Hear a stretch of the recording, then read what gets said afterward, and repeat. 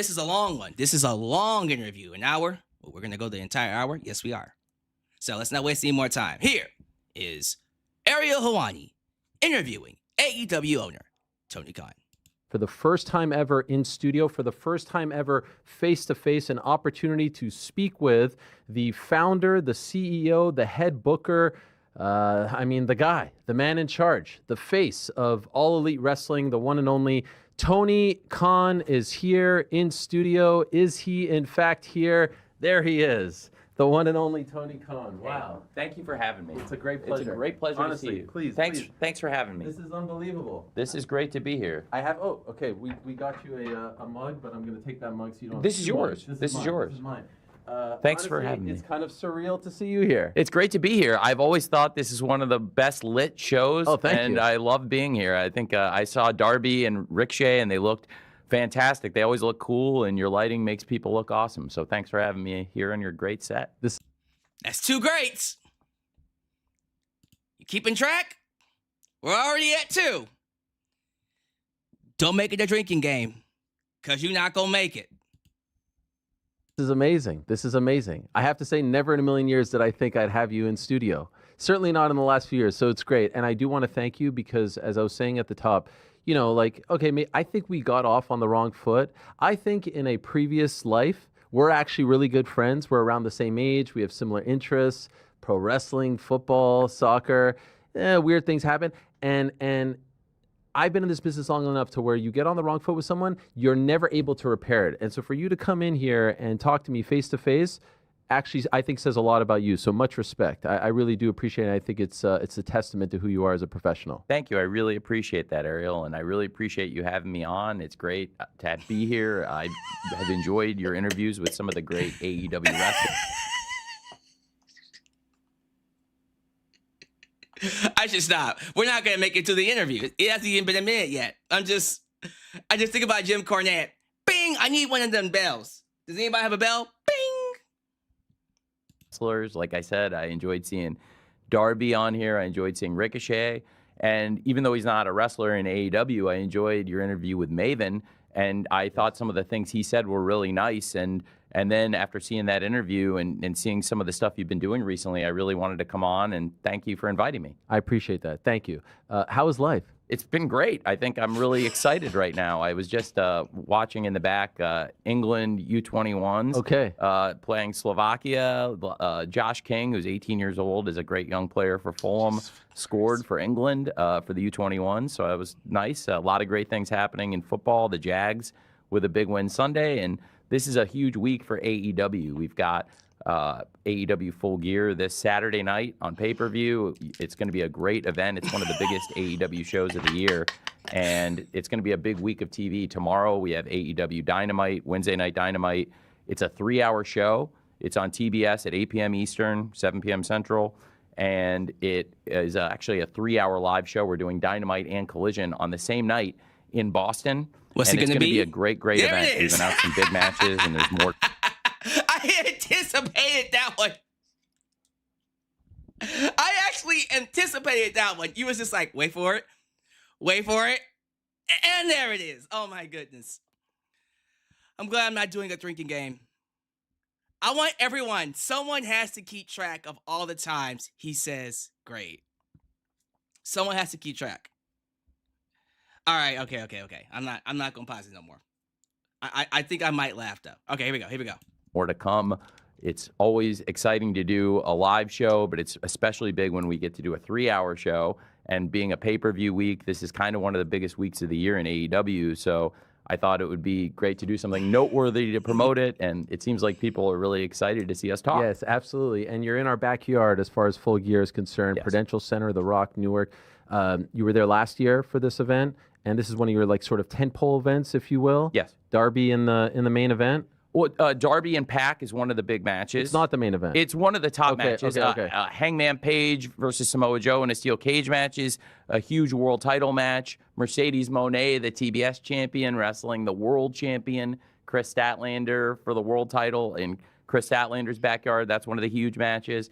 Pac versus Darby is absolutely one of the big matches coming out of that blood and guts match. Yes. And I really enjoyed your interview with Darby, as I said, and What a character, this guy. What He a poured person. water on his... I'm still not sure why. That's not even in the top 27 crazy things I've seen Darby do. Yes, I bet. But I 27. enjoyed his vibe very much. I wasn't quite sure what to make of that moment, but a very eccentric guy, a fan favorite. I think a lot of people are wondering when he'll be able to like take that next step to be the guy, you know, to get the belt, to be the face of the company. Do you think he's close to that or not quite yet? I think he's absolutely already one of the main faces of the promotion, and I've always felt really strong about Darby. Darby is one of our top wrestlers, and he's been with AEW since the very first show, and really it was our first summer of events where Darby came in, and he's, like you said, he's an impressive person inside and outside the ring, and the chances he takes inside the ring are only matched by the chances he'll take outside the ring. He's an absolutely crazy stuntman. He takes insane risks, but he also really loves wrestling. And I'm sure you saw that when you talked to him. Oh, yeah. He loves it. And he's a great professional, but I absolutely think he's already one of the main faces of the promotion. He has not been the world champion in singles yet, but he's been the TNT champion and a huge, important face of our media rights partnership, but also as a world tag team champion, he was undefeated with Sting, and Sting's run in AEW is one of my favorite things we've ever done.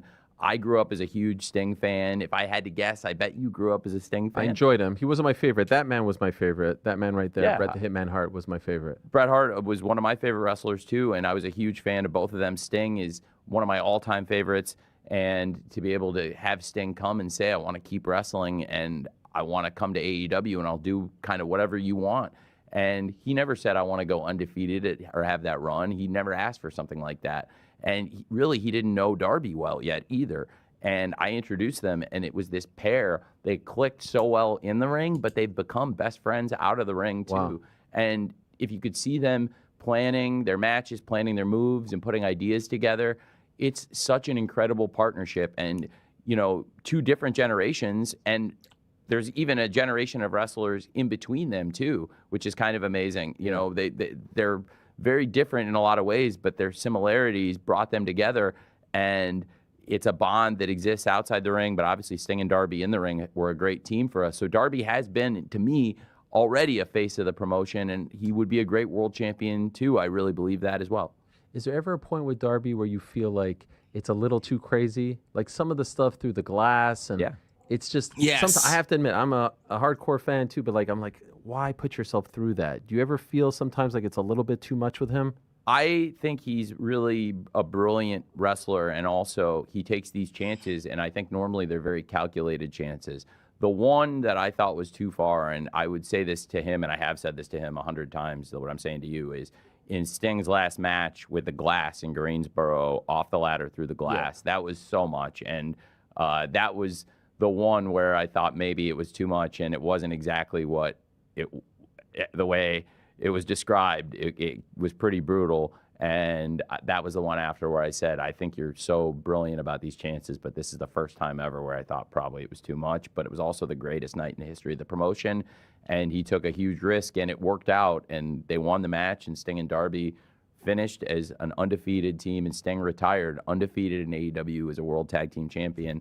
It's my personal favorite night ever of all the wrestling we've ever done, and Darby was such a huge part of that, but that was a big risk to take for sure. What is your line with the stunts? Like, you know, like Moxley stuff, and what is there a line for you? I know some fans say it's like a little bit too gory. So do you have a personal line? It has to make sense, and almost everything we've ever done, I thought it made sense.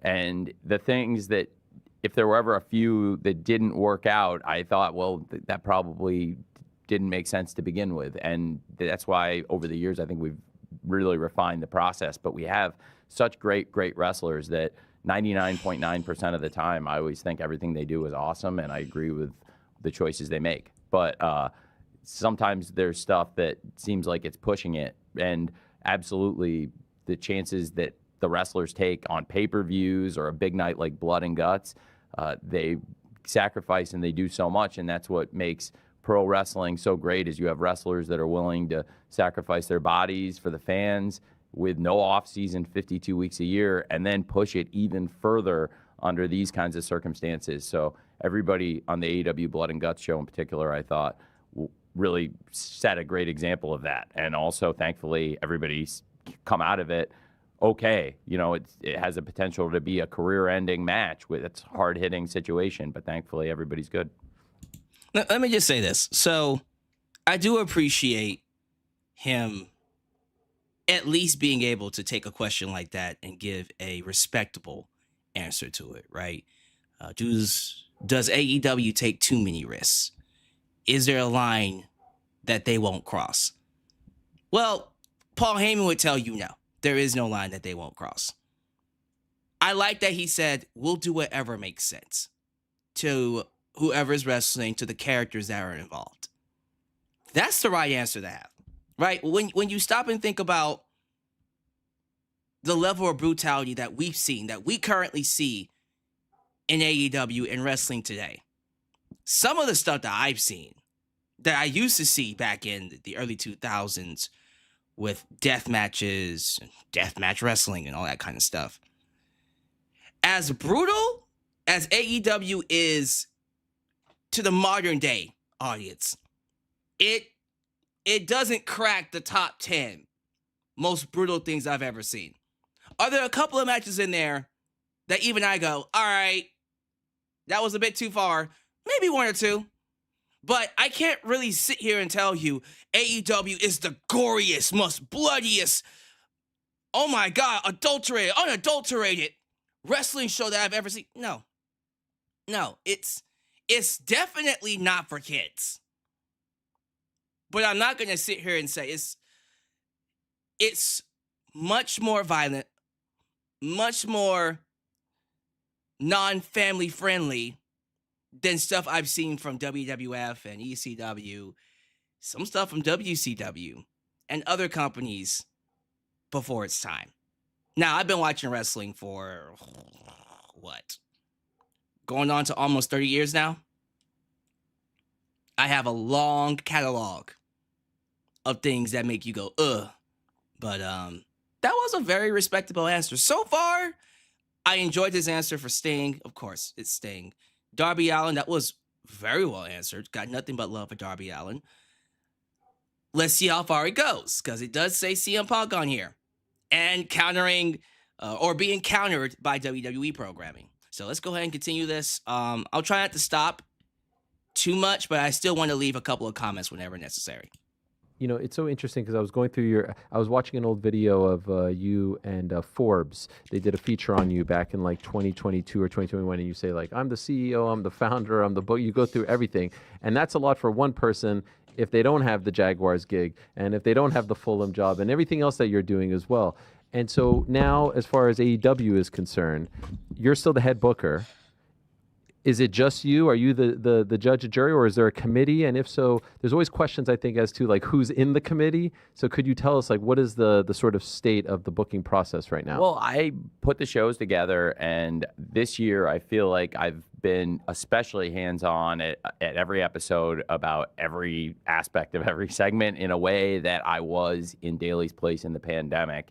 And at the beginning of the year, I kind of said, since the last year's holidays, that I was going to step back and look at it for a moment like I did 5 years earlier. And Christmas 2019, I had said, you know, there's a couple things that I knew might not work, and I did them against my best judgment. So why would I ever do that? Don't ever do that. And it's like a diet. You do your best to stick to it. Nobody's perfect. But like, you know, every once in a while, I still might do something against my better judgment. But I kind of told myself, stop doing things against your better judgment. So even in January, and it was the same exact thing too, where in January 2020, there were one or two things where I said, why did I do that? I said I wasn't going to do that, but then kind of caught myself, and I did that again this year. And I really felt like it's been a lot like the shows like I would have put together in the pandemic, where I come in with more of an outline of everything I want to do, but I also like hearing everyone's ideas and I utilize them. So I feel like we have a really good group of people. It's evolving and changing, and the one consistent thing is there's one person that's at all the shows, and it's me. And that's the thing, is there's not any other one person that goes to every show. Okay. There's 104 Dynamites and Collisions, because now that there's Dynamite and Collision, there's 2 shows a week. Wednesday nights, Dynamite on TBS, and now HBO Max as well. Saturday night's Collision on TNT, also on HBO Max, like this Saturday, but it's on an hour earlier for the tailgate brawl. Well, the only person that goes to all those TVs and the pay-per-views is me. There's not one other person. There's a lot of great people that help out, people that work in different departments, wrestling, creative, and they could be coaches. It could be senior figures. I have great people who could contribute ideas, like everybody from Bryan Danielson, who's an all-time legend in wrestling, but also has some great ideas, and different people on the staff, and it's a great group of women and men, but among all of them, the only person that goes to every TV is me. So I have a pretty consistent idea of what I'd like to do, but also whoever's in the room of coaches and staff that day, I will talk to them and hear out their ideas, but it might be a different group. It's kind of like, do you like Ghostbusters? I used to, yeah. You know that scene in Ghostbusters? I always think of it this way, and this is pretty convoluted, but this will give you insight into my thinking. There's a scene in Ghostbusters with Ray and Winston, and is this the original? The original Ghostbusters, and they're just driving in the car down on the bridge here in New York, and it's Ray and Winston. And then I realized, and I'm like, that's not the two that you always see together. It's just like shifts, and like you get different pairs of people, and like if that makes sense, like you might see Ray with Egon, or you might see him with Bankman, Bill Murray, or with Winston. But it was like it's different shifts. Like the whole movie, it hasn't just been Ray and Winston, but they're in the car now. This is their day. This is their shift. Within every group of people, there's subgroups, and it's not always the ones you think when you see the people walk and stand together. So I have a different group of people at almost a different combination of people than I did at the beginning, but I think there's been a common thread and a consistency.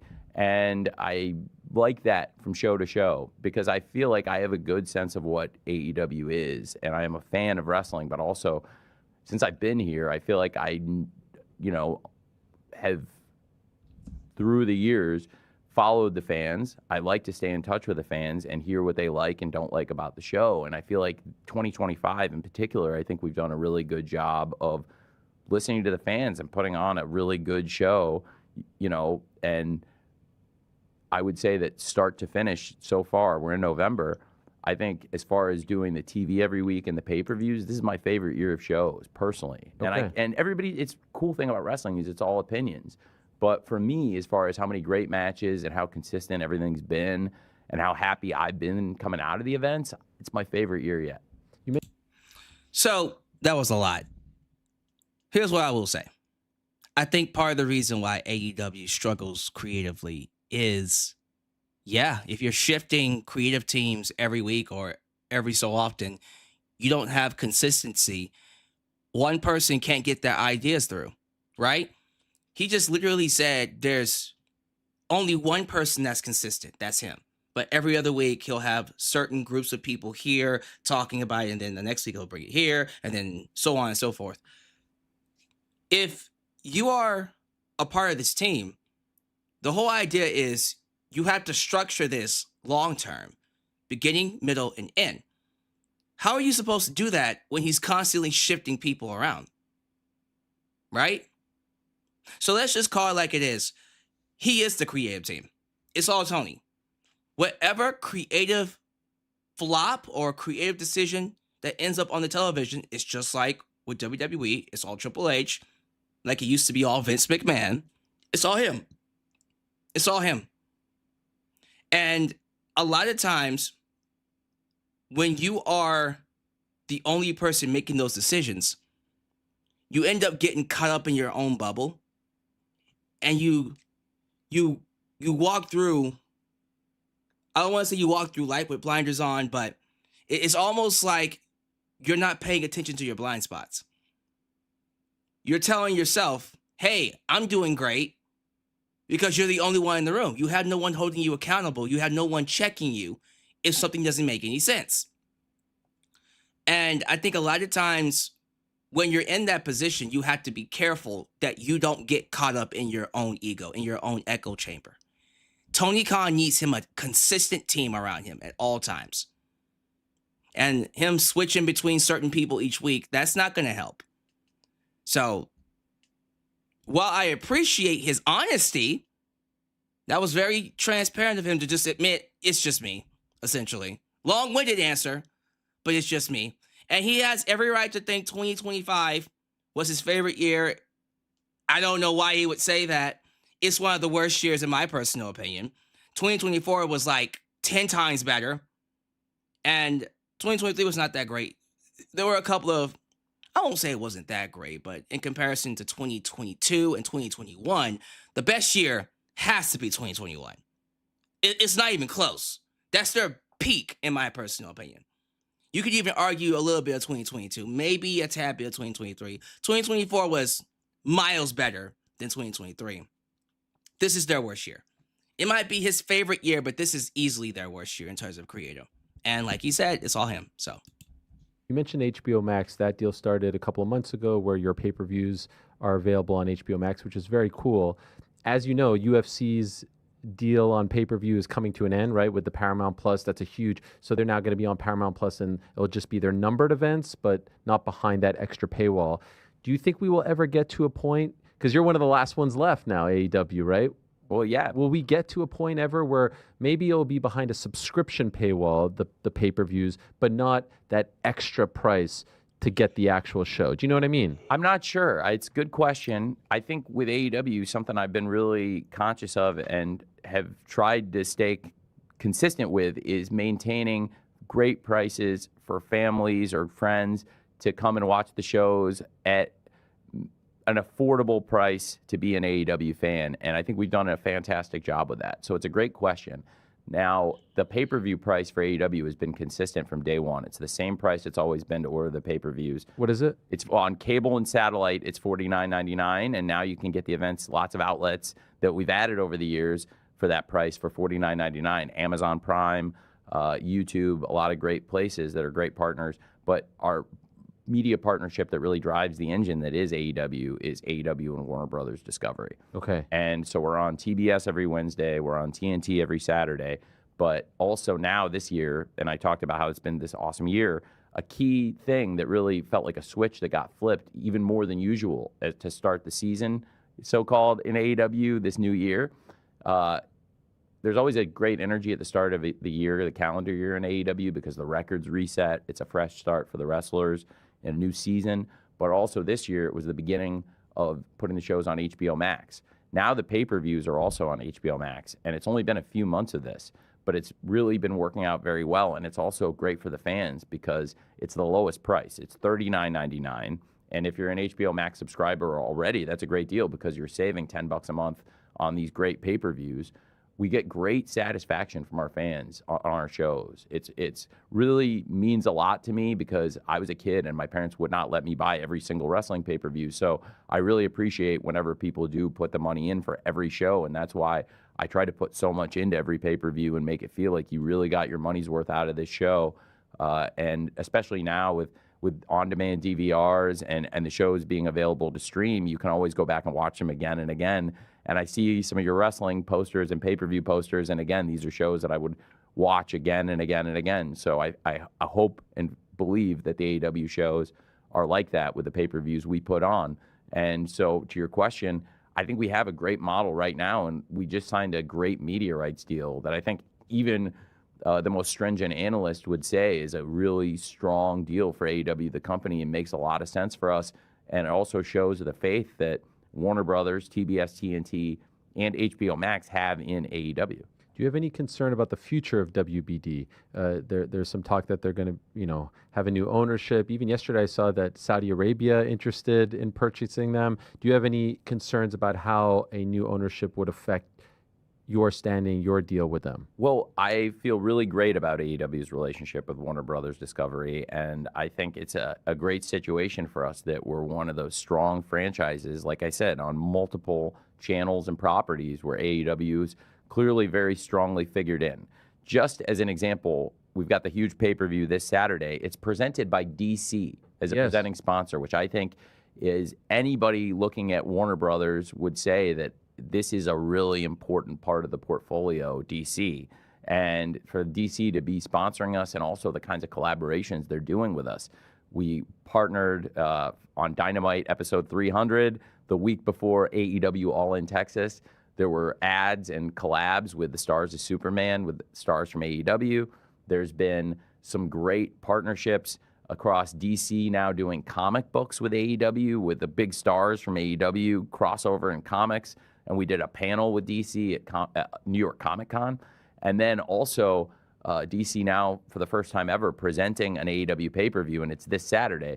So we're becoming a bigger and bigger part, AEW, as we've grown, and now it's been 6 years of AEW. We've continued to become a bigger part of the Warner Brothers family. So I feel like no matter what happens in the future, I think we will be a really important part of that family. And also for different media properties, thankfully, because I'm on the NFL Fan Engagement and Major Events Committee and have had a lot of experience in football in the NFL and in the Premier League, and now with AEW, dealing with a lot of media partners. I have strong relationships with almost every media property out there.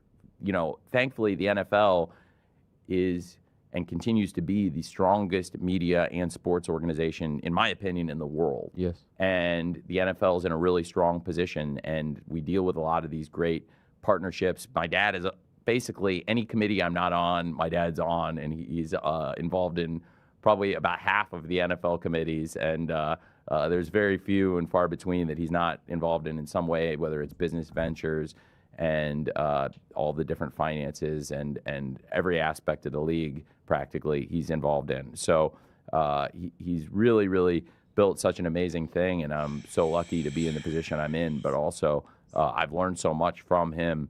And I have to say that, you know, he's built these great relationships, and now with AEW, I built a lot of relationships, and between the two of us, we've engaged with almost every media property and have great relationships. So I think that's going to continue. But most importantly, for AEW, we've got a great relationship with Warner Brothers Discovery and the leadership right now, and that has put us in this great position for AEW. I was thinking of this earlier today. I do believe off the top of my head, the only major combat sports entity right now that does not have any sort of business relationship with Saudi Arabia. UFC does, WWE, of course, does, in boxing, Matchroom, Queensberry, Top Rank, Golden Boy. They all do. I think you're the only one.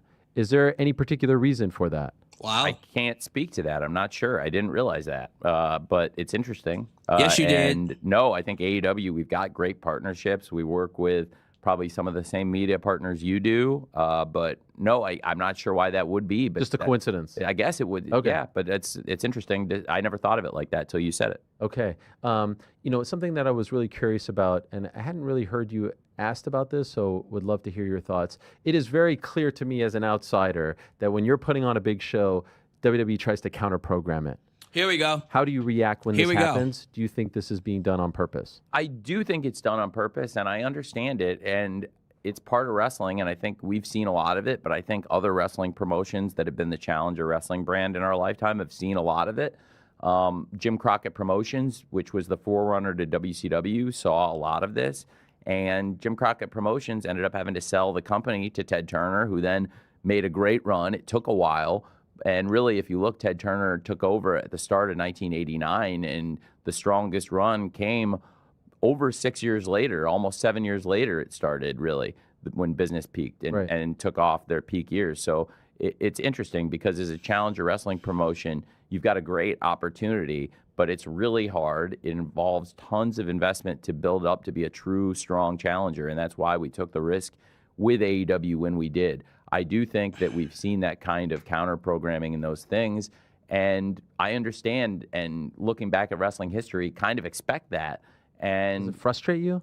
I think it's okay because for us, it's always worked out, and we're in a great position. So it hasn't ever been a thing where it's cost us anything. And even when you do something like AEW All in Texas, where we do the show in the afternoon, it really worked out for us great, and it was one of the best days in the history of the company. So you don't take it personally. You're not like, can you guys just leave me alone? No. Can I just have the day for myself? The one in Toronto, right? You put it earlier in the day because they had the ESPN debut. And so, I mean, like, you'd have to be an idiot to not think that this is being done on purpose. UFC used to do this with their competition back in the day. And so I was just curious how you react internally to this. Well, it's very interesting. I think that it's something that is a part of the wrestling business, and I definitely don't take it personally. I think it's no more personal to me than it was towards Jim Crockett. Okay. So he's trying to get the PC answer. I think he was prepared to answer this way. We know you're full of shit, Tony. We know it frustrates you. It would frustrate anybody. And it's okay to say, Triple H is hanging on my nuts because I whooped his ass all those years ago, weekly, when AEW debuted. He hates it and he wants to take me down, but guess what? He can try, but understand when you come for the king, you best not miss. That's all he has to say. Yeah, I do like that he's saying, you know what? Yes, it's part of the business. I just think it's funny that they don't see us as competition, and yet they feel the need to schedule their entire shows around our schedule. So what is it, Triple H? Are we competition or not? You know, there's a certain way to answer these questions. Him going, oh, you know what? It's all fun and games. We've been doing it for wrestling. It's great for wrestling. This is exactly why Triple H and Shawn Michaels counter programs him. Because they know he's going to bitch out and be like, oh, guys, it's okay. We're fun. Everyone's having a great time. Not a big deal. You can counter program me. You can keep doing it. It's good for the business. What Tony needs to say is, okay, Triple H, listen to me, bitch. The next time you counter programming me, understand you're going to lose. I am going to have the most violent, most controversial matches that you will ever see, and I'm going to steal your audience. You hear me, motherfucker? What the hell you gonna do when there's no John Cena? But I guess saying it like that isn't very professional, right? And whatever. Screw being professional. Tell it like it is. Tell it like it is, Tony. Call him a bitch. Look Triple H dead in his face and be like, look here, bitch. Yeah, bitch. You want to counter-program me?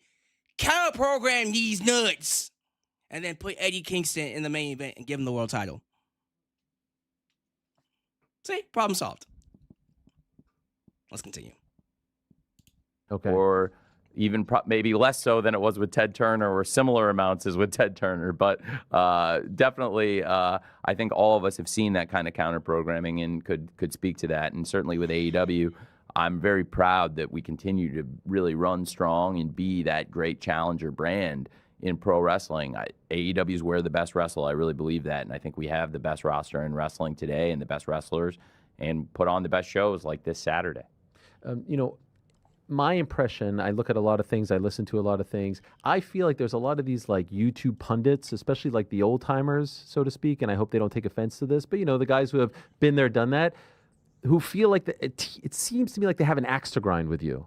It's interesting because... Why do you think this is? I don't know. I think you know what I'm talking about, right? Like, sure, I do. Cornettes, the Bishops, like every single video, if you type in your name, it's never complimentary of AEW or yourself. It clearly does engagement for them to talk about AEW, because you wouldn't spend such a large percentage of your real estate and you wouldn't devote such a large percentage of your content to talking about AEW unless it was engaging. Otherwise, it wouldn't be a 100%. Smart strategy. Why do you think they do it so much? Well, we're ongoing. We're putting on wrestling 52 weeks a year, and people want to talk about current events. And right now, AEW is a huge part of the wrestling landscape. We put great shows on. Tomorrow is a Wednesday night, and we're going to have a great Wednesday Night Dynamite tomorrow. And I think that any given week, you know, you can count on there's going to be AEW putting on new content to talk about. And we're one of the major wrestling brands that people are going to want to discuss. And a big part of the wrestling landscape is AEW. So I think 100%. people want to talk about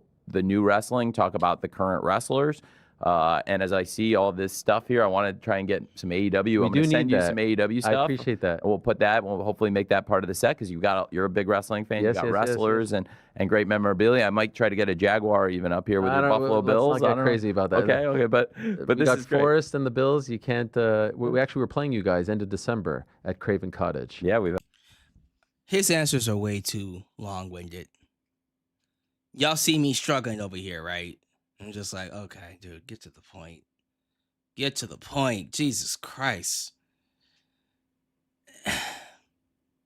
I'm glad that Ariel is catching it, though. Ariel Helwani he's really good at just breaking up his answers before they get too long and bringing him back to the point. And if you let Tony go, he will just talk. And then after a while, it's like, what the hell was the question? We've had some great battles over the years with Nottingham Forest and with the Buffalo Bills. Is it fair, though? Is it fair? Like, do you feel like sometimes they hit you below the belt? I don't want to.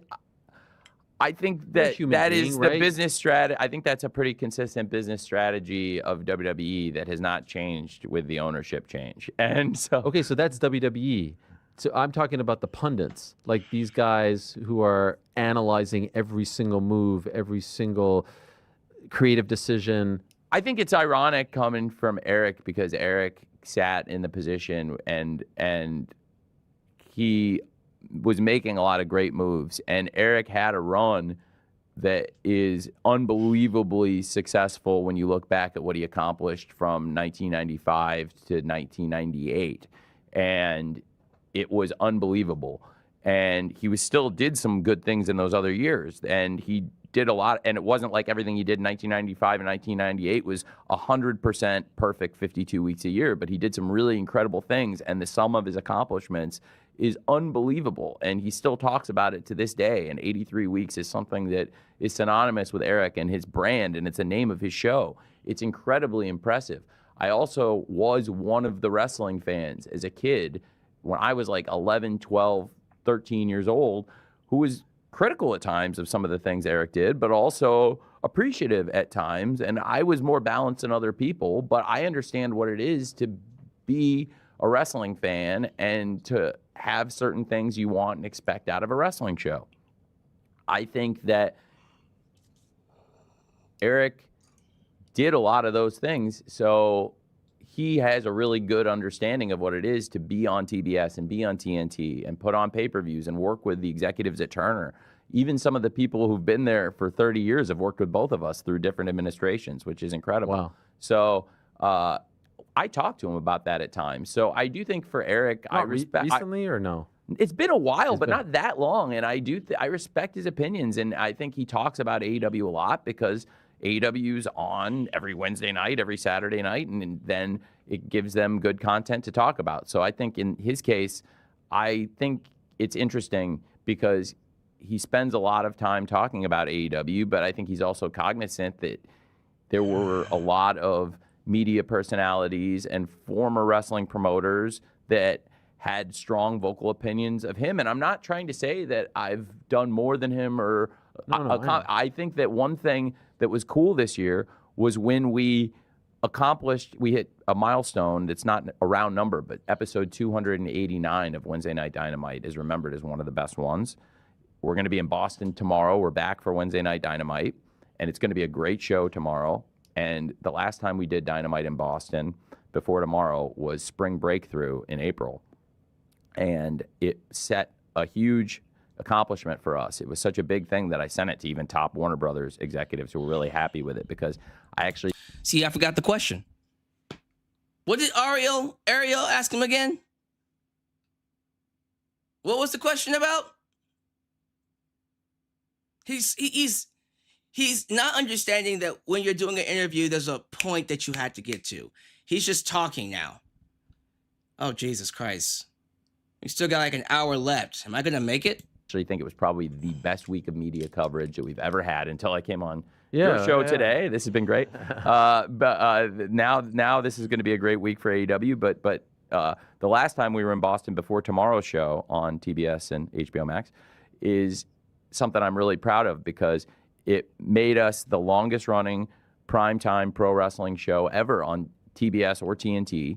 And that includes the great shows that they put on. And he gave you props for that. He did, and it meant a lot to me, so I appreciated that. So thank you for bringing that up. I thought that was really cool, and so it's mixed opinions, right? And everybody's entitled to their opinion, but I also think Eric's in a unique position because all right, Eric Bischoff. He was in the chair, and he did have to make a lot of decisions, and he also knows that you can't go backwards, you can only go forwards, and you can only learn from the things you've done. So I'm very fortunate, I think about it all the time, to still be in the chair because you can make a mistake, and if you make a series of mistakes and you go down a wrong path in pro wrestling, you can end up in a place that nobody comes back from.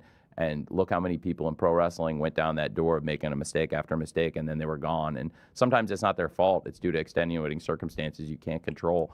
But I'm fortunate that if I make a mistake, that I've always been able to go back and look at it or figure out what can we do to make the next show perfect, or make sure I don't do that again, because I really think that course correcting, making sure that we are always on point for the next show is a really strong aspect of AEW. I think that's part of the consistency.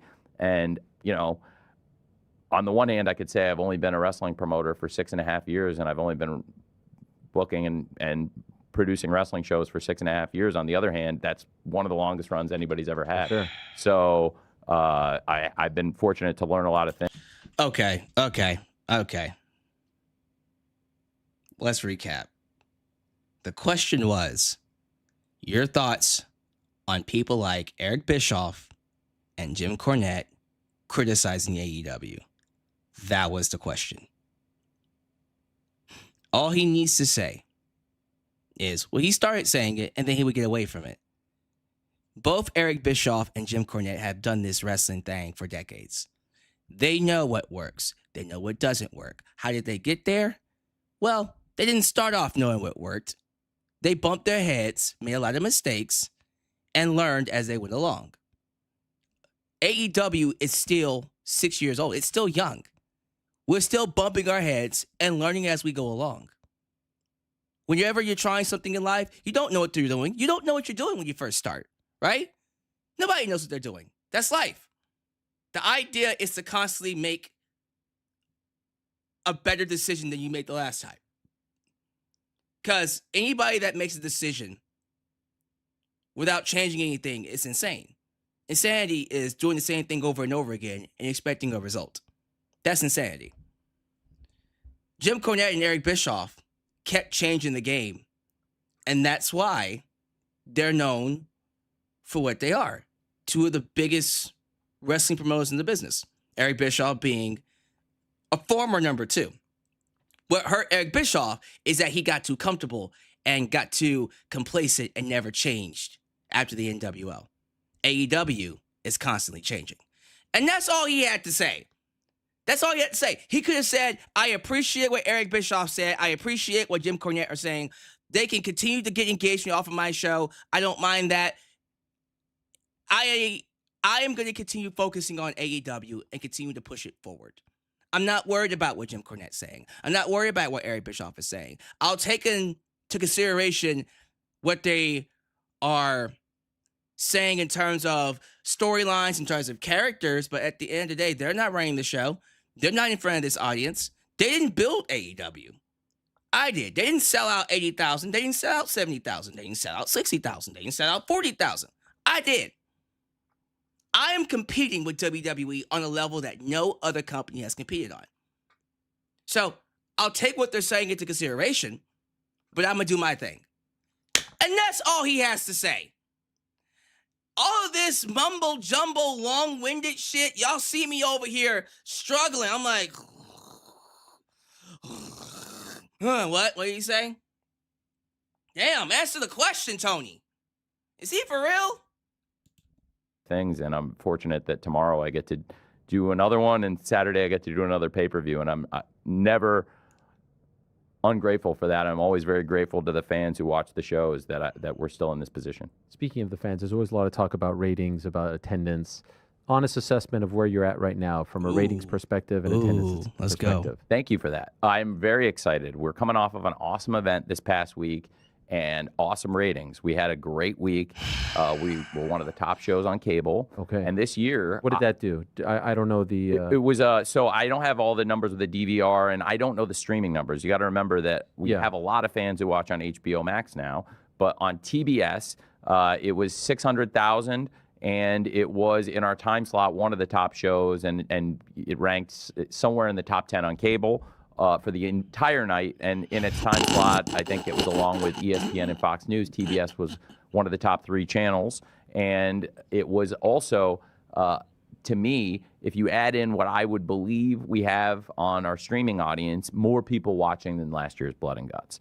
And our audience this year, our cable. You know what the streaming numbers are? No, I don't have them. They don't tell you. No, I don't have them. Okay. And I honestly don't know how many people would have watched, but knowing that it was our most watched show in months on TBS, I would expect it was probably our most watched show in months on streaming. From what I've seen in sports, we don't get every streaming number from every game with all the data, but I do know from the NFL that there's a healthy and growing audience that watches the events on streaming. So I think that TBS is still our kind of bread and butter on Wednesdays and TNT on Saturdays, but I think that's a growing part of the audience, especially in the younger demographics.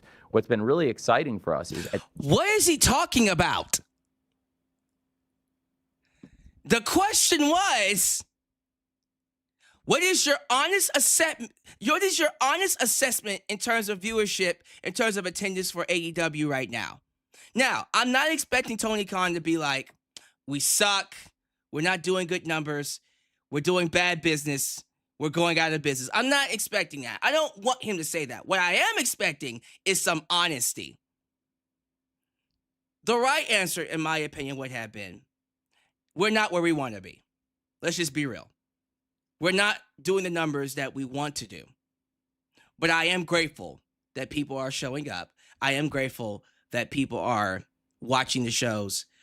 We're being handicapped a lot by wrestlers being injured, losing top wrestlers, and we're still in the midst of rebuilding that feeling that AEW had that drew 20, 50, 60, 70, 80,000 at Wembley Stadium. It's going to take us some time. And you can look at the ratings all you want, but keep an eye on them, because eventually they're going to keep going up. Like a little bit of transparency and honesty. For him to say it's great and then have no metrics to back it up. Oh, I don't know what the numbers look like. I don't know what the numbers look like on streaming. I don't know what the numbers actually are in terms of cable. I don't know where we rank. It's somewhere in the top 10. What?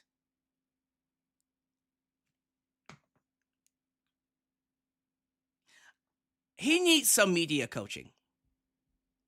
Because the problem with Tony Khan, you can tell he loves wrestling. You can tell that he's into what he's doing, clearly. But homeboy lives in his own reality. He doesn't live in this reality. He doesn't live on Earth. He's somewhere in space. And whatever constitutes as great for him doesn't really constitute for great. Maybe it's the billionaire side of him that's just taken over. He's not human. But I'm getting annoyed now because Ariel Helwani is not holding back. He's throwing the right questions. He's asking the right questions. And he's not softballing him. Tony's not doing a very good job of just coming out and showing transparency, supporting the company. Don't come out and just simply say AEW sucks. I don't want him to say that. Let me say that. No, don't say the company sucks. It's your company. Pump it up. But be honest. They're not where I want them to be. I get that. I feel that. It's okay to show a little bit of that human side, but also show Ariel and everyone watching, yeah, guys, I see your criticism. It's a little dark right now. But eventually, our time will come. And when it comes, I hope you'll be watching. Because we'll be ready. Will you? That's it. That's it. That's all I'm saying. Get these likes up, by the way. Make sure you guys like the video. It helps. And keep chatting. It helps people watch. At the beginning of the year, I was thinking that there was a possibility, okay, we have this audience at the end of 2024. I was here in New York for the holiday shows. We're coming back again to do Christmas Collision and Dynamite on 34th Street around the holidays. Yes, Hammerstein, right? At Hammerstein. Yes. They were great events last year, and they really set the stage to come in and have this great year we're having now. And, looking at it back then, I was thinking, okay, well, the new year's about to start. This is uncharted territory. We've never done the simulcast. We've never done Dynamite live on Wednesday. It's still on TBS, but now we're also going to have people watching on HBO Max. Collision's still going to be on TNT, but we'll have people watching on HBO Max. My thought is we're going to have some new viewers that have never watched before coming on HBO Max. We're also possibly going to have some cord cutters that have been away from cable coming back to AEW on HBO Max. But I was prepared for a possibility that there could be some erosion or cannibalization of the cable audience, which did not happen. It came out the other way. In Q1, Q2, and Q3, if you look, our share went up and our total audience went up. Okay. So we have this really great success story. Now, it's interesting because we don't get the same kind of numbers. In Q4, there's been this big change in the Nielsen system. Yes. Which is why it was great to see this huge number we did last week for us, because it was like, well, that's the best number we've done since the change. And so clearly there was a great response to it. But also Collision the previous Saturday had done the best number it had done since the change in this system. So we're seeing good response. And we've really closed the gap. It's kind of like in the pandemic. If you look at where AEW is as a percentage of the WWE shows, this is really one of our strongest runs. And if you look at where WWE is, say the audience of Dynamite compared to SmackDown, for example, or Raw, this is a great time for us. And you would say that along with some of the peak times in AEW, this is right there as 2025 right now. What's happening, that the AEW audience as a percentage of the competition is about as good as it's ever been. And with the streaming audience, like I said at the start of the year, I wasn't sure if the cable audience, where they would go. And actually with the cable audience at the start of the year and then again as the year went on grew. So that was pretty exciting. And so from the first 3 quarters, that's the case. And now they track the data differently. So we'll see how this goes. But we're in the 4th quarter. And so far, it's been this awesome year. I'd be remiss if I don't ask you about the CM Punk story. Do you have any regrets? Before we get to CM Punk, that long-winded answer to, I'll admit, very hardball question. Very hardball question. I feel like if he had just simply said, I'm not looking at the numbers. I'm focused on the product. People who care about us will watch us. People who are invested will buy a ticket. I'm not worried about metrics. I'm worried about the television, the quality of the television product. Very generic answer. I feel like that would have worked so much better. Is it dodging the question? Yes. But if you're going to dodge the question, at least give a respectable, proper answer. All this long-winded, well, WWE, look at their numbers, look at our numbers. We're doing great. By what metrics? By what metrics are you doing great? What are you talking about? What are you talking about? You're just talking. Just to talk. Does he even hear himself talk? This makes me worried about the creative process. Because this is how he treats AEW. He has his own weird way of booking shows that only he understands and makes sense to him. No one else. Yeah, he needs media training badly. He needs serious media training. About how that was all handled. Obviously, he came on the show. There was that big interview, and then you guys played that footage. Looking back, are you at peace with how it all played out, or do you wish things could have been done differently? Well, there were so many things. So I, like the playing the footage. Did you think that was the best move in response? Because it felt like that was in response to the interview. Unless I'm to your interview. That's what it felt like. It's interesting because I do think that I didn't necessarily agree with the description of how it all happened. So that was your way of showing like no, this is our side. not necessarily. And by the way, I really think you're a great interviewer, and I very much appreciate it because we've had a very very good interview, and I think I've been. Are you getting angry, Tony? Are you getting angry? Because he's increasing the amount of times he's saying great. He's like, I think we're doing great. We've been doing great. It's the best interview you've ever done. Don't fuck it up, Ariel. It's okay. It's okay to get angry. And I'm happy Ariel's starting to wedge that question a little bit more now. Because this is a very sensitive topic. Good. Wedge him. Get that answer out of him. Say, oh, this is a great interview. Don't make me say otherwise, you son of a bitch. Let's keep going. been very good to answer all the questions you so have. far. And now you've got me where I'm enjoying talking to you so much. You've really got me hooked Yes. in. So I want to answer your questions, Please. even the challenging ones. And I didn't necessarily agree with everything that was said in that interview about how things happened, but also it's a TV show and it did a very strong number. And if you look, it was... Are you talking about the video response from you guys? Yes. Okay. So for many reasons, I think No, that it made sense, and it was a thing that was advertised, and it got a lot of attention that did a very strong number. And also, it's in the eye of the beholder. Just Was like there anything he said that you want to now refute? I think the tape spoke for itself, and I think that I didn't agree with how it happened, and obviously it was a major part of why things were no longer able to continue with us, even though I would have liked to have been able to. And it's clear that I wanted to reconcile and do those things. And You wish that maybe like by him leaving and then showing up on WWE like 2 months later, that was a huge boost, right? I think really for us, we've had a great run for 6 years. And if you look at the time before Phil came to AEW, we were having a great run and we had some great times together. But we've been on a great run and we're having this great year right now with this roster. And I think this is the best roster and the best AEW locker room. And it feels like in and out of the ring, the combination of them, this is the best we've been. But I also think that we had great times together. And it was clear when we started doing Collision, I wanted to reconcile and find a way to still do those things. And I guess that wasn't possible. But I didn't necessarily agree with everything. Did you learn any lessons? Because one of the things that he said in that interview was that, like, you know, and I hope you don't think this is coming from Ariel's trying to make him look good. Ariel's trying to get a proper answer out of him where he doesn't look delusional. Did you learn any lessons? Can you at least take some responsibility for what happened with CM Punk and the Elite? Can you at least admit that you could have handled things better? Like, what would you have done differently?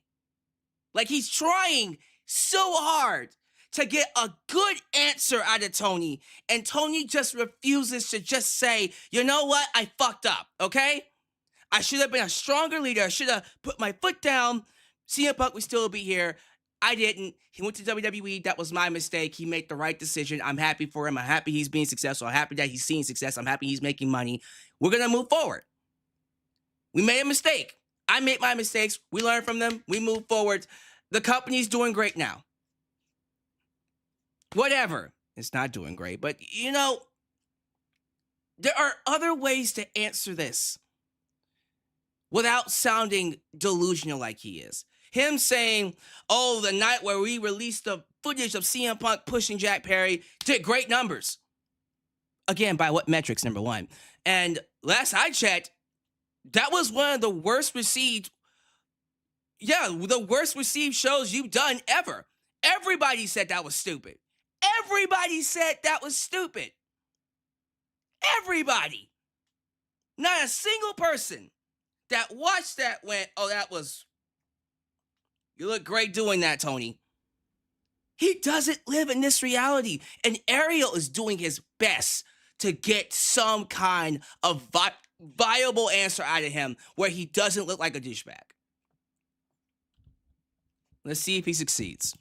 For me, Sure. I'm paraphrasing that, like, you know, you don't stand up as a boss, you let people kind of like walk all over you. And so that felt like an indictment on you as the leader of the company, which is what you are. And so I'm wondering what your response would be to that. I don't agree with that, but I also think that everybody's entitled to their opinion, and that's feedback, and it's fair if that's how he feels. But I didn't agree with the description of the way things played out, and that's okay.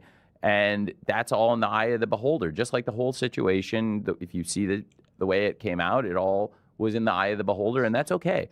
I think AEW is doing really well right now, and I'm really happy with what the people on the shows are doing.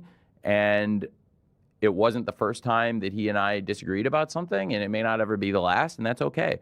But I had tried to reconcile, and I wanted to find a way for everybody to be able to work together, and that didn't work, and that's okay. And it seems like everybody's happier and doing better right now. I know in AEW right now, everybody's really happy, and it feels like this is the best the locker room's been since the Jacksonville lockdown days. And we had over a year of shows.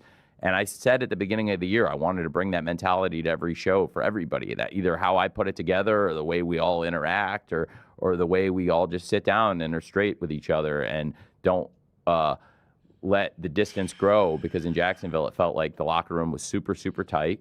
And then we became nomads again and we went on the road, and it wasn't like that. And this year it really has been, and it feels like this is probably the closest it's been since the beginning of AEW. And then we took that spirit of the very beginning of AEW and became even more tight-knit, living in a bubble together, doing shows in a bubble together through the pandemic and putting on shows every week together, never stopping the shows. And that's how I got close to the UFC and Dana White, because... Are you guys still close? Yeah, we are. You still talk? Yeah. Okay, that's great. We do. And I talked to Dana still, and I saw him recently. We sat together at a football game. We are both friends of Dan Lambert, and we both sat together at the Miami Hurricanes game. That's right. I went to watch a game with James Gladstone, the GM of the Jaguars, and Tony Baselli, who's legend, Hall of Fame NFL player, and executive vice president of the Jaguars, and the three of us went to the Miami game. And Dan invited us, and we were sitting with Dana. That's amazing. It was great. I love to hear that. It was great. Unfortunately, we're rounding third here because I think you're very busy. No, I'll stay. Whatever you need. Okay. Whatever you need. This is such a rare opportunity to speak to you. You're the guy at AEW, and there was a lot of questions that came in about the status of certain big names in the company. So can I ask you about a few people in the company? There was the story with Andrade who showed up, and then he was taken off TV, and the reports were a cease and desist, that he wasn't able to be on. Can you clear this up? What happened? Okay, so so far I've answered every question. You have, yes. And you've done a great job. I'm batting 1,000. This has been a 180 from the last one. Well, I appreciate that. Nothing frustrating today. I appreciate that, and we're doing a great job, and I want to try to keep it going. Yes. I think the world of Andrade. I had a great experience with him, and he left on the best of terms. This is back in the day. This was the original time. Yeah. And now, when he said he was free and made his one-night appearance, I was thrilled to see him again. And anytime he's free and whenever that is, he is absolutely always welcome in AEW. He misrepresent his status? I can't speak to that. Fair enough. But I really, and it's the first time I've said that to you, but I do appreciate that. And it is an interesting situation that I am going to keep an eye on, but I absolutely think the world of Andrade El Idolo. What's the state of Chris Jericho's relationship with the company? Chris Jericho is somebody who's in AEW and has been with us from the very beginning. He's been away from us for a bit, but since April, right? His last appearance was in April. Yeah, and he's somebody that's had, even this year, great matches with Bandito, somebody that's been a world champion for us and was really, at the very beginning of AEW, absolutely as key and instrumental as any individual in the launch of AEW. And I love Chris personally and professionally. I just reached out and wished him a happy birthday recently. I'm very excited about everything Chris has done in AEW, and he continues to be with us. And, he's always Is he going to be back? I can't speak to that, but I love having Chris in AEW, and he's always welcome. The door's always open for Chris to come in. What is the reason for his departure for now? It's a very good question, and it's some of it comes down to just working out the dates, and is his deal almost up? I would rather not get into that, but also oh my god. Okay. So this is the part of the interview where Tony's gonna frustrate the hell out of me. The Andrade situation. Okay. I'm pretty sure there's a lot of legal stuff in there that I'm very certain he's actually not allowed to talk about, because currently he's still under contract with WWE, technically speaking, right? Yes, they want to get rid of him. Yes, they did fire him, but he has a non-compete for a year unless he challenges it. Hopefully he does and gets out. But regardless of that, the Chris Jericho situation, this just makes you look like, how do I put this? The more he says, I can't answer that, the more I think Chris Jericho is about to leave. I've already thought that Chris Jericho was leaving. Now I believe he is. Now it's like, oh yeah, he's definitely out. Because Why wouldn't this be an answer that you could just simply answer with, well, just keep watching. You'll see him on TV soon. Right? You can't say that with Andrade because the legal shit.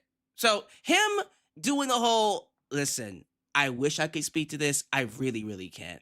There's a lot of legal issues, a lot of NDAs, whatever. That stopped me from giving you a proper answer. But do know that when he's able to, I would love to have Andrade back. You know, something simple. Something simple. Chris Jericho, though, just simply say, you know what? Keep watching. Keep watching. You might see him on TV soon. Him doing the whole, I don't know, I can't speak to that. What do you mean you can't speak to that? It's Chris Jericho. This is the godfather of AEW. This man is the reason why you have a show. He is part of the reason why AEW is where it is. He brought legitimacy to your company. You owe him and you owe us a proper answer here.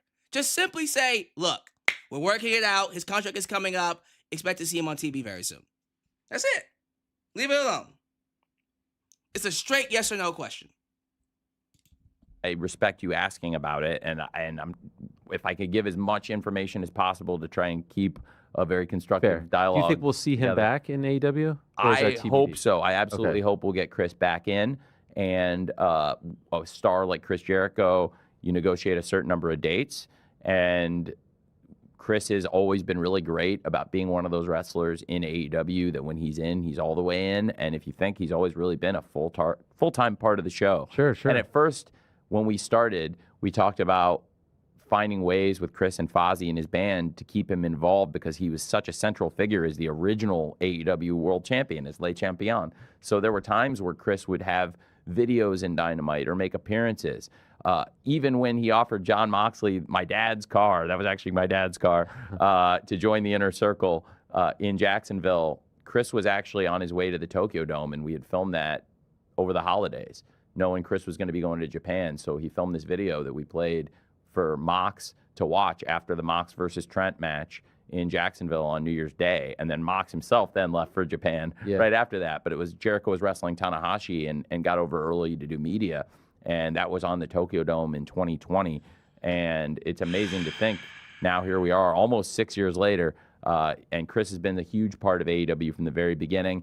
And we started out early like, okay, how can we find ways to keep Chris involved if he needed a week or two off. And then pretty soon Chris was just here every week and wanted to be here every week, and we love having him. So if we can work out all the dates and all the things, I would always love for him to be here. But he's one of my favorite wrestlers, and certainly he's as instrumental to the launch of AEW as anybody. What's up with Britt Baker?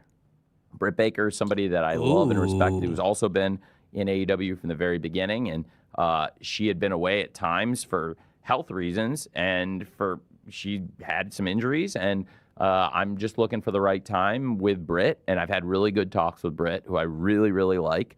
I think Britt's a great person in and out of the ring. She's so impressive to have somebody that went to medical school, earned their degree, is practiced, and also has wrestled at a high level and juggled all these things. I think it's really impressive, and as somebody who juggles a lot of...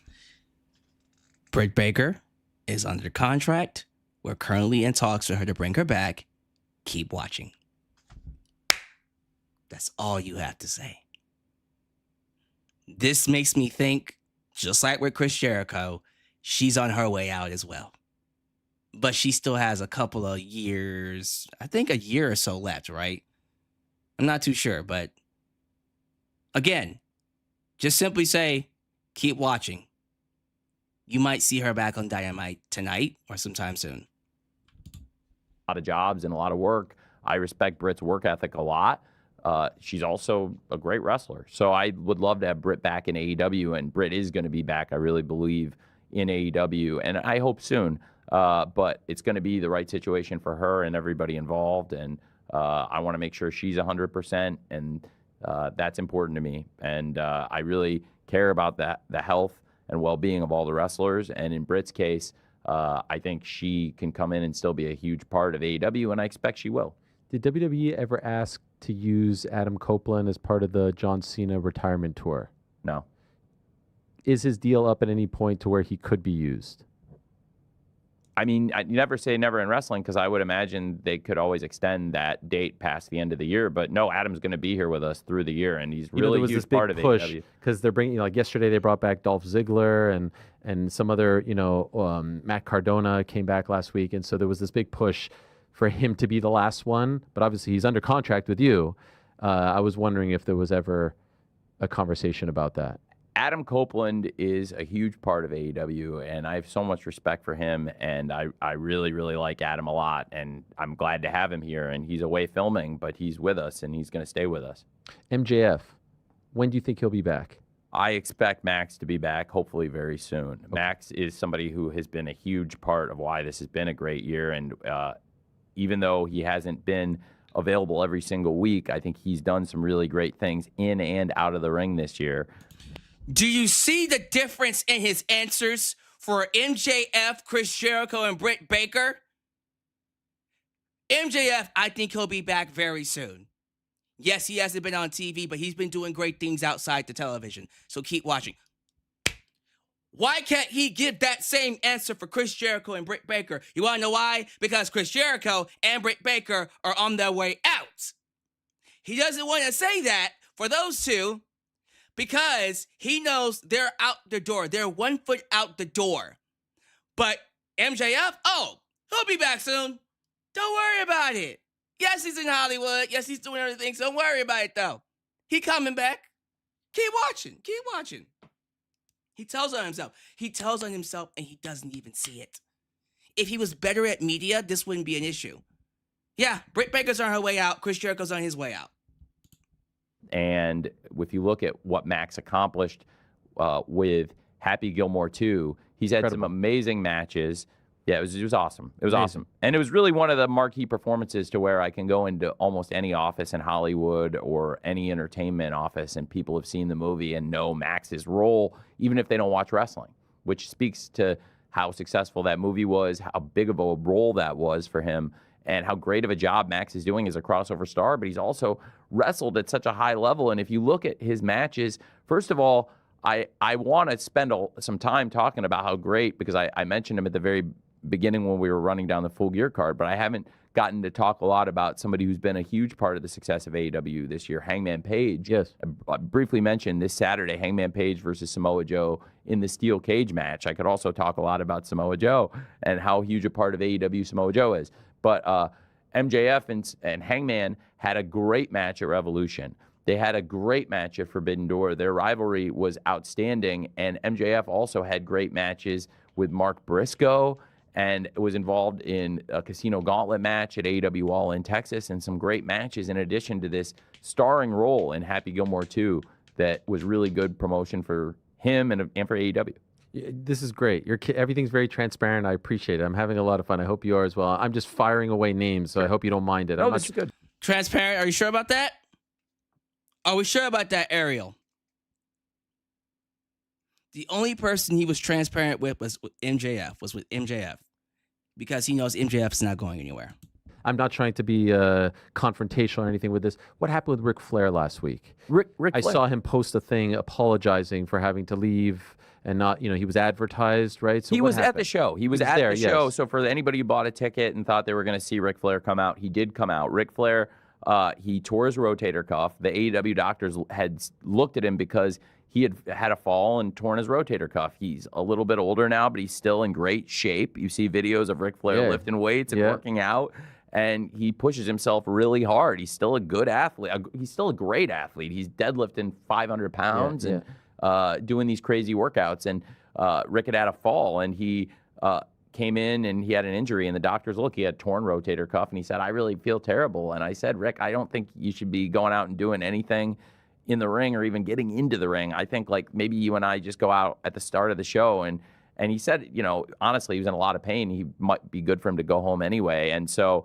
what we did is Rick and I went out and said hi to the fans before the show started. Okay. It's blood and guts.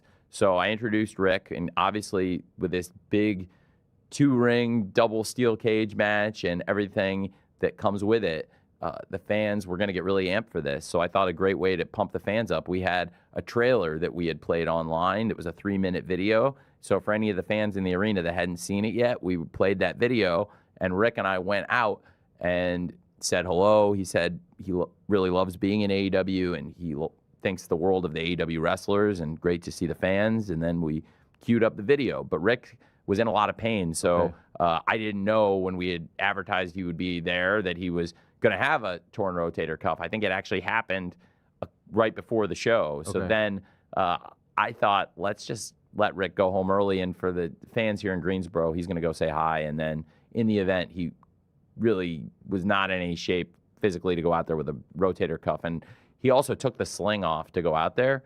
But he was in a sling, and he didn't want to go out in the sling, so we just went out and said hi, and then he put it back on. What happened with Miro? Miro is a great wrestler, and he was great in AEW. He was a TNT champion, and I think he and I just had, at times, different visions of things, but that's okay, because everybody's entitled to different opinions and different ideas, and really that's what this all is. It's different ideas, and we just kind of drifted into some different ideas of what we thought we should be doing, and that's okay. And I think he'd worked in WWE before, and that clearly was a good experience for him. So he clearly was excited to go back, and he did go back. So I wish him the best, and that's what he's doing now. But that must make sense for him, and that must be why he wanted to do it. Do you have, or did you have any interest in Killer Cross? I have not spoken to him in many, many years. And I thought he was a layup for you guys. It's given interesting how that all played out. That's interesting. I'm not sure. I like Killer Cross. It'd be interesting at some point to talk to him again. It's been a long time since I've talked to Killer Cross, and it would be interesting. He's so when he became free, you guys didn't chat? I haven't yet. He did some stuff with Darby that I was involved with Darby in terms of clearing the schedule for Darby to do an independent match with him here in New York. And they did a match, which I was involved in that, and Darby and I were actually at the Comic-Con together that day promoting DC, AEW Full Gear, and the comic books with AEW in DC. And Darby went right from the Comic-Con panel where he assaulted Mox. Yes, I remember that with the glass. Got a lot of attention. He smashed the glass pitcher on Mox, who Mox is so awesome, and he did so great on that panel. I mean, to have somebody like that that's such a great champion and a great ambassador and a great leader, we're so lucky to have Jon Moxley in AEW, and I'd be remiss if I didn't say that. But Darby also is so important, and their rivalry has helped fuel us. And wait, Killer Cross. We like Killer Cross. I like him, and I went that night. I had a lot of things going on, and I actually wanted to go see his match, but Darby had to be hustled out, and we still had events. So Darby left early to go do that match with Killer Cross, which was great that he was able to do both things. So I didn't get to see him that night. That would have been a great chance to connect with him. Okay. I we make this happen? Yeah, he's great. I think he's tremendous. He's him and Scarlett are a great duo. I think they've got a great thing, and they were red hot towards the end, were they not? Were you surprised that WWE didn't sign him? It's interesting. I mean, you never know what's going on with different wrestlers in different wrestling organizations, so I can't speak to that, but I think he is very talented, and Darby said he had a great experience with him, so it would definitely be worth reconnecting. I mean, we get so deep in our foxholes and thinking about the different things we're doing, and sometimes I get so laser focused on one thing, as you can see, that I think about those things, but at some point, he's definitely a great name to think about. Okay, I'll ask you one more name. Will Ospreay. When do we see him again? What's up with him? Okay. Boy, I love Will Ospreay. So Will Ospreay is such an amazing part of AEW. And again, talk about somebody who's contributed to why I think this has been a great year for us. He was a huge part of last year. And this year, before his injury, he was just wrestling, in my opinion, at the very, very highest level. And that match with Will Ospreay and Hangman Page to determine who would win the Owen Hart Foundation Cup and who would go on to All In Texas to wrestle Mox for the world title. Hangman won the match, and Hangman versus Will Ospreay, I think they're both great challengers and two great stars that you can build a promotion around. And what a great night Double or Nothing was, I thought, and what a great main event they had. Will Ospreay is somebody I'm glad you asked about. He's recovering from the injuries. I talk to him regularly. He's doing better. Is it a neck? It's a neck. Yeah. And I think he's been pretty open about it. So I don't want to talk out of turn about somebody's injuries, but Will's been pretty open that he's on the recovery. He's on the mend.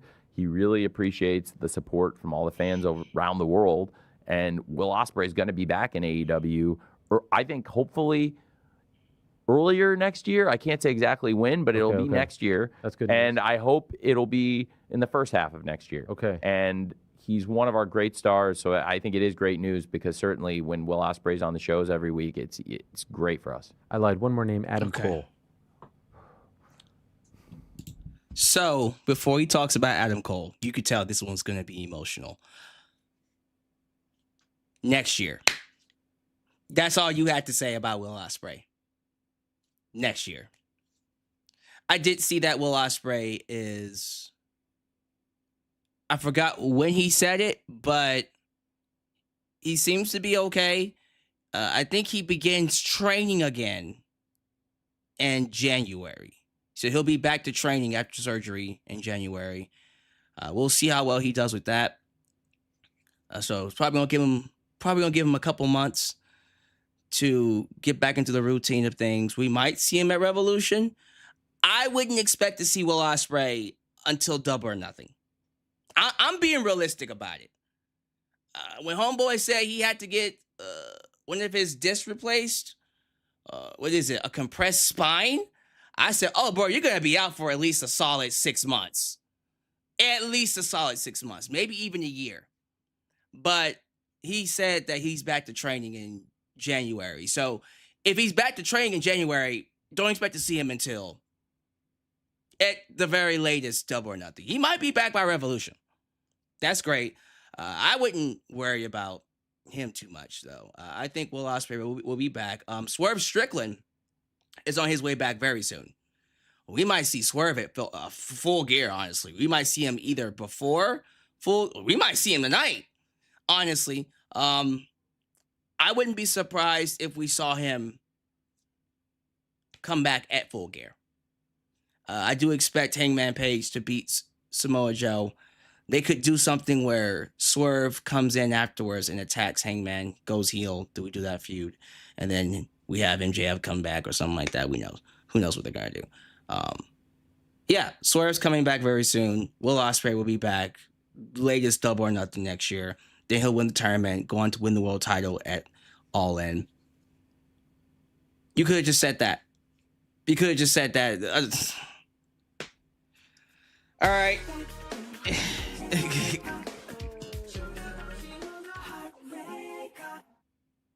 I believe the point of this interview, I obviously can't prove this, was to try and help AEW because WWE is clearly not trying, but Tony is just Tony. The whole point was to give AEW a platform to really connect with an audience that's losing interest in WWE. I agree. And I think Tony's fumbling the ball. I think Tony Khan is fumbling the ball because he's caught up in his own reality instead of just answering the goddamn questions. We got people in the live chat. Help! I'm having trouble staying awake. It's almost done, y'all. It's almost done. We got less than 30 minutes left.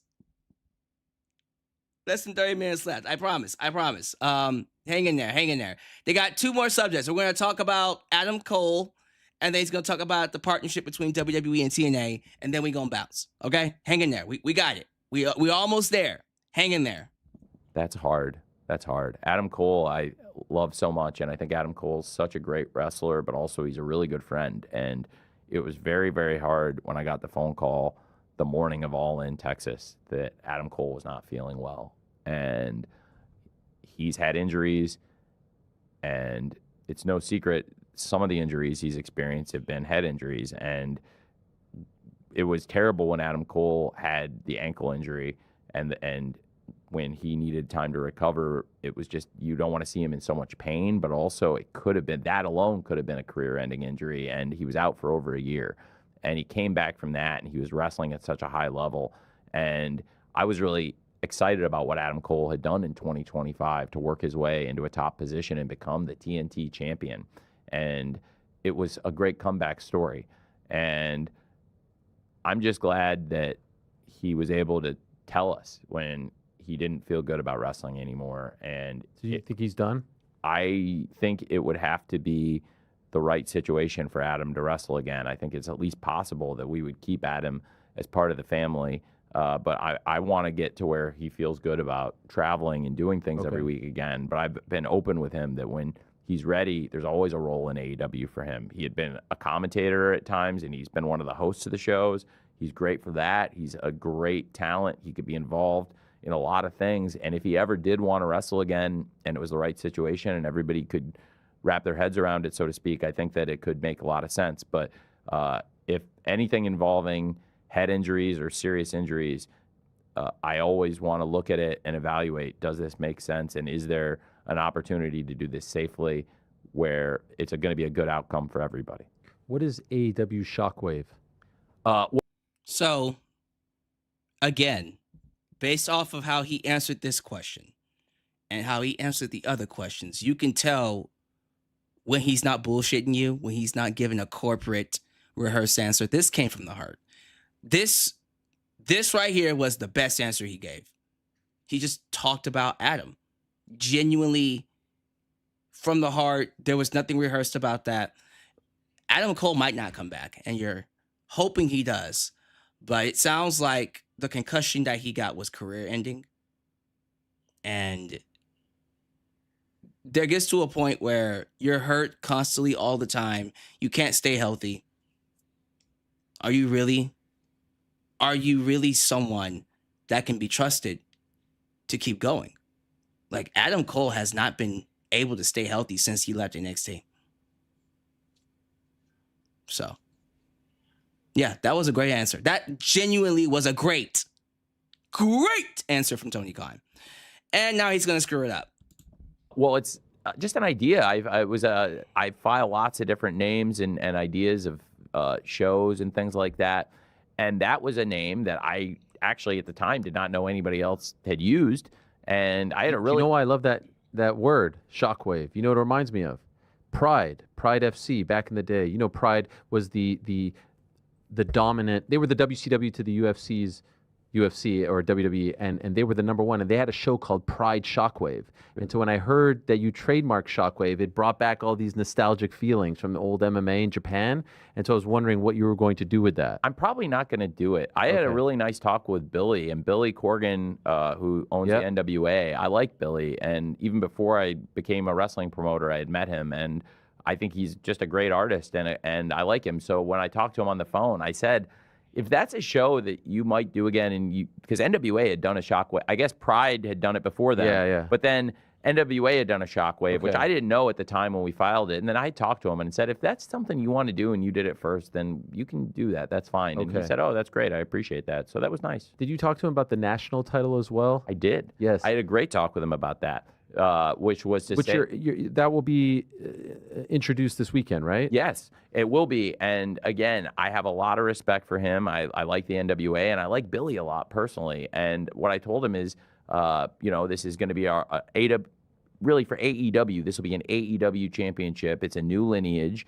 And I think it's cool that Billy's been able to keep the legacy of the NWA alive, and that's an operating promotion. And this is an AEW championship. So a lot of wrestling organizations have been on TBS over the years. And AEW now, I'm really, like I said, very proud. Dynamite, we're on for over 6 years now. And one of the companies that goes back and has a history also going back in the 1980s would be the NWA through the territories and the promotions who operated through Jim Crockett Promotions. And when Jim Crockett Promotions and Georgia came together, because Georgia Championship Wrestling is another one of these promotions, and then the companies that existed after that. And the national title, it's a different national title, but there hasn't been anybody that was the national champion on TBS since 1986. Wow. So this will be a new national title, a new lineage, as Billy and I were talking about. But we had a really nice talk, and I enjoyed talking to him about it. And I told him, there are things we do that are tributes to the history in wrestling, but in this case, this is a new title with a new legacy, and he gave me his blessing for it, and it was a nice talk. And it's good when the promoters can reach out and just connect about things. So the Shockwave if they're going to do a show called that, and I said, you know, if you've done it before me, that's yours. But I also didn't know that Pride had done it. Oh, yeah. That's cool. I thought it was a tip of the cap to those days, but I guess, okay, we'll keep it on ice. I don't know like 1% of what you do about MMA. It's all good. I'm not like a super expert. I'm a fan and I like it, but I'm not like the big expert who knows everything about No, you MMA. are that guy in wrestling. And that's your thing. Yeah, but you like both, and you're an expert on both. But it's cool. Like I've gone with Mox to UFC, and he knows everything. Oh, yeah. We sat in the front row, and like he knew everybody and told me everything, and the backgrounds of the fighters and who trains with who. There's a lot of similarities between MMA and wrestling with the storylines, the good guys, the bad guys. It's just not as overt, but it's all right there, and everything is copied, and now they're under the same umbrella. I promise I'll let you go in a moment, but this has been a lot of fun. I hope you've enjoyed it as much as I have as well. Ring of Honor and a TV deal for them. You know, it's interesting, and I don't know if you've noticed this, but you know, WWE has a deal with Netflix, with CW, with USA, with ESPN. Is there any real estate left for Ring of Honor? Yeah, absolutely. And at times there have been opportunities to do things for Ring of Honor, but I think they have to make sense. We did this insanely awesome, great media rights deal that's so good for AEW, and I'm so happy because I think we deliver really great value, and it gets great value for us, which is the perfect media rights deal. We have the perfect partner with Warner Brothers Discovery, and we did this deal where it set up Dynamite, Collision, and the pay-per-views, and is there room for Ring of Honor? I absolutely believe so, and there's been good conversations with us and them. I've had other media partners reach out about doing things with Ring of Honor and other companies that we have never worked with. So it's possible. Yeah, but I think it has to make sense for everybody, and also the most important relationship for AEW is always going to be Warner Brothers Discovery between myself and David Zasloff and the leadership there. So anything I do, I want to make sense for everybody. So I have actually rebuffed other offers at times from outside, and if we do it, I would love to do something with Warner Brothers Discovery, but again, it has to be a deal that makes sense for everybody, and it doesn't necessarily have to be exactly, you know, as big as the AEW deal, but it's still got to be pretty good. Okay. And it's got to make sense for everyone. So we've never been able to find the sweet spot, so I think it's perfect to do what we've been doing, to focus on the sweet spot we have right now with AEW and Warner Brothers Discovery, and then for Ring of Honor, we have a nice service. We've been having a really good year with Ring of Honor, and people that watch the shows would attest to that because there's been a really good support, and I think there's been a sentiment this year, more than in the other years that I've owned the promotion, more than any year since the first year when there was no TV, when it was just pay-per-views, and everyone was like, wow, this was like just 3 awesome pay-per-views this first year. People loved that.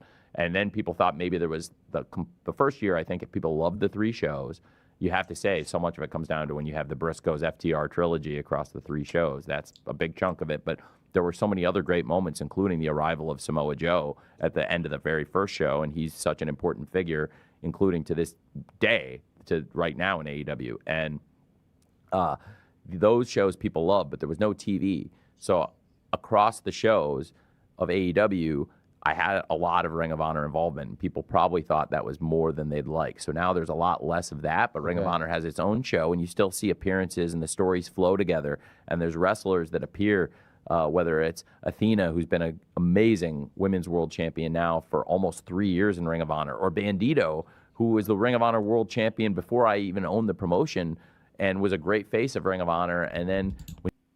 What was the question? Oh, Ring of Honor. He literally just said he's speaking about Ring of Honor. Oh, Jesus Christ. Oh. He asked him, does Ring of Honor still have real estate?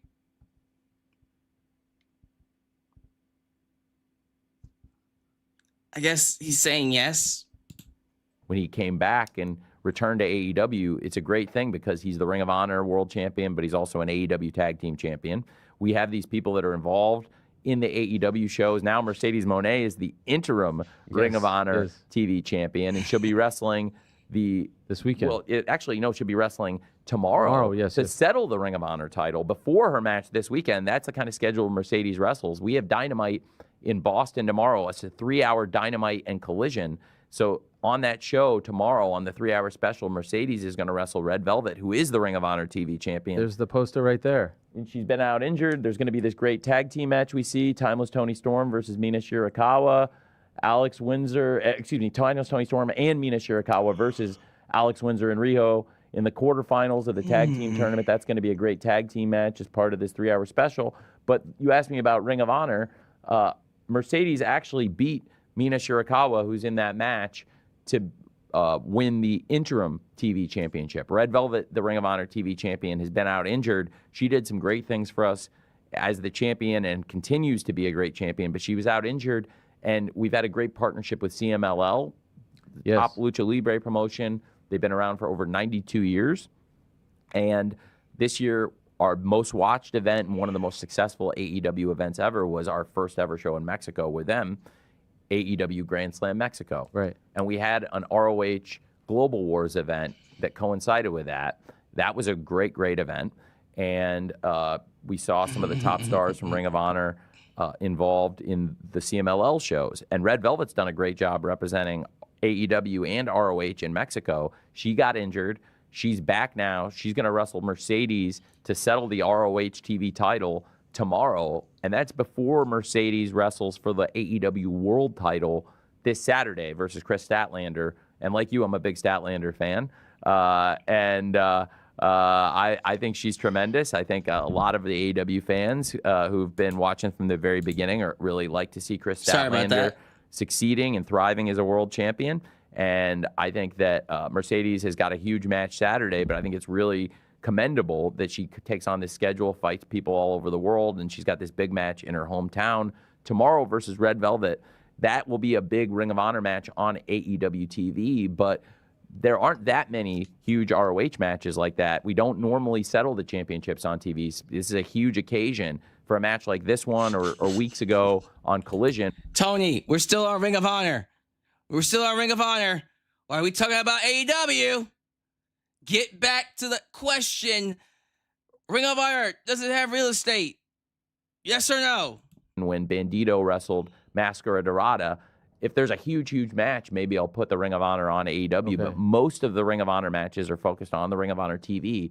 And the fans who watch it have been saying that they think this is the best year of the Ring of Honor shows. The pay-per-views have really delivered. And just looking at Bandito's portfolio, some of the best matches in wrestling this year have been Bandito's Ring of Honor matches, whether it's Bandito versus Takeshita in Dallas, Bandito versus Hechicero in Philadelphia, his matches in Mexico versus Mascara Dorada, the match he just had a couple weeks ago versus Mascara Dorada, the rematch.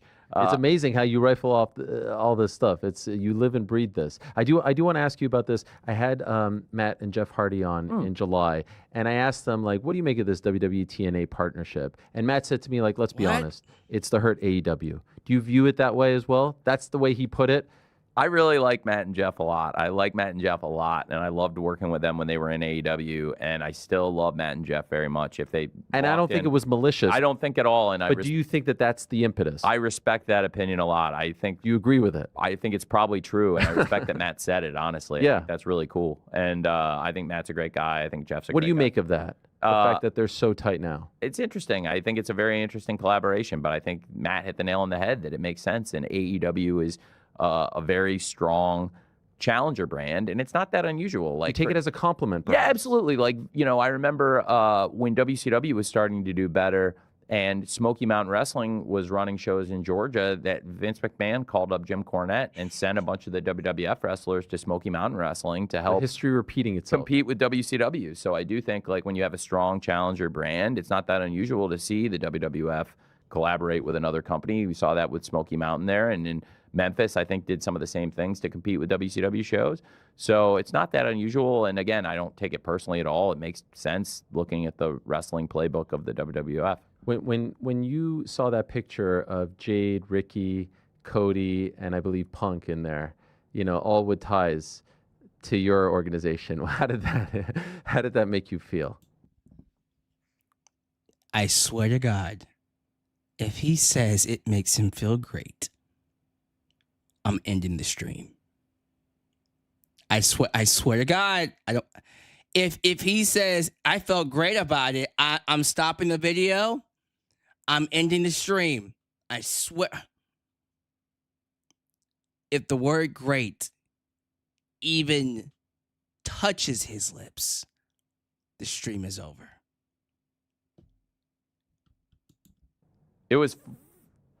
I saw that, and I think AEW is having a great year. God damn it! Damn it! Damn it! Damn it! You couldn't not say the word. I heard it coming. I saw it coming. I saw it coming. He could not just not say the word. Jeez Louise. How much time do we got left? How much time do we got left?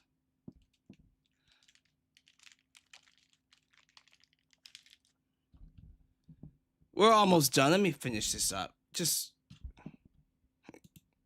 I think AEW is in a fantastic place. I think the roster right now is delivering great shows, and I'm really proud of what AEW is doing right now.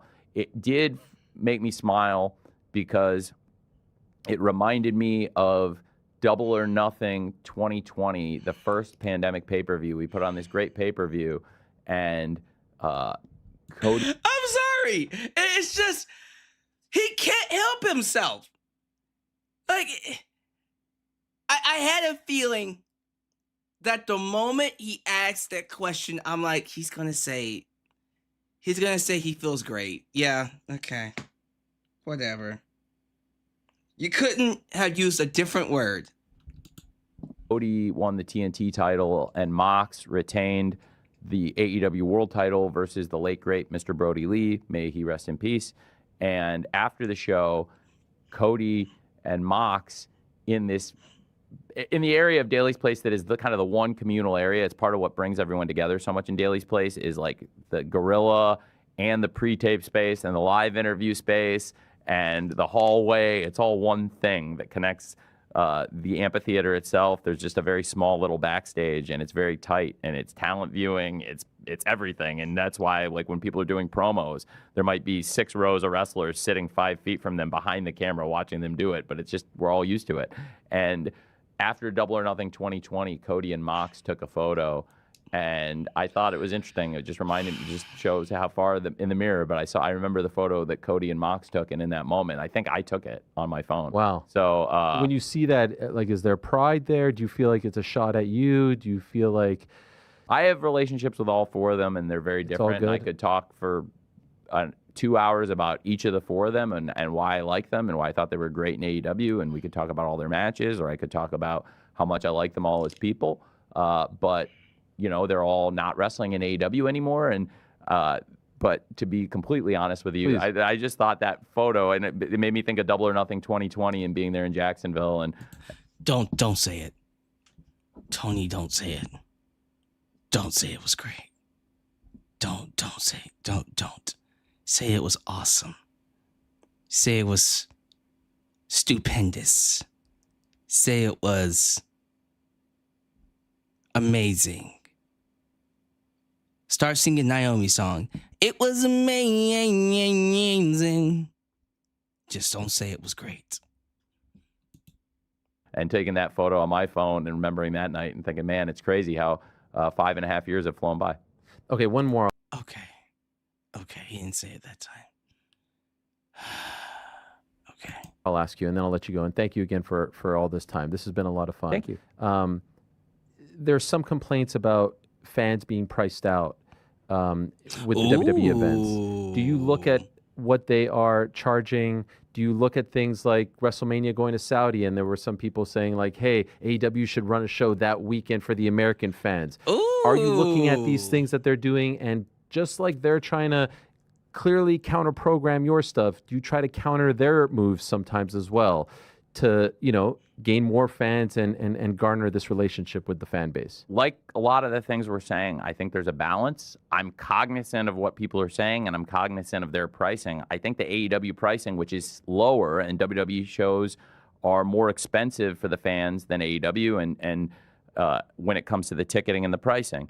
Now, we have different models when it comes to the distribution. I think that what we do is very good, and it's been working for us. You know, from the very beginning of AEW, whether it was on the beginning calls, like before we'd ever done a live event, talking about, the original shows and saying before we'd ever done a Dynamite, being on the phone, and Cody was in some of these phone calls, and Matt and Nick and different people, and talking about how Answer the I always question. wanted there to be tickets that were in that range of somewhere from $20 to $30 for the fans to be able to get in to the TV shows every week, and that was going to be a consistent theme in AEW. And there still is inexpensive ticketing, and the get-in price is usually pretty fair compared to the competition. It's always lower, and the ringside seats are also, they're more expensive than the highest tier of seats in the arena, but they are still more affordable than our competition, and they always have been, and I hope that they always will be, and I'll try to keep that affordable pricing.